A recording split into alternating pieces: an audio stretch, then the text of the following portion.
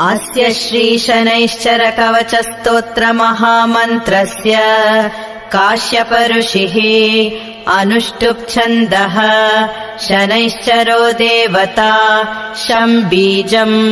वां शक्तिः यं कीलकम् मम शनैश्चर प्रसाद सिद्ध्यर्थे जपे विनियोगः।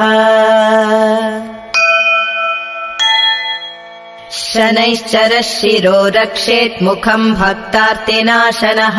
कर्णौ कृष्णाम्बरः पातु नेत्रे सर्वभयङ्करः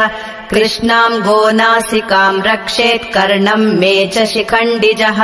भुजौ मे सुभुजः पातु हस्तौ नीलोत्पलप्रभुः पातु मे हृदयं कृष्णः कुक्षिं शुष्कोदरस्तथा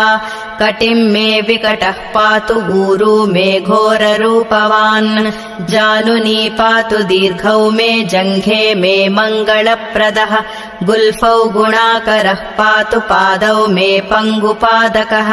सर्वाणि च ममाङ्गानि पातु भास्करनन्दनः य इदं कवचं दिव्यं सर्वपीडाहरं नृणाम् पठति श्रद्धया युक्तः सर्वान् कामानवाप्नुयात्।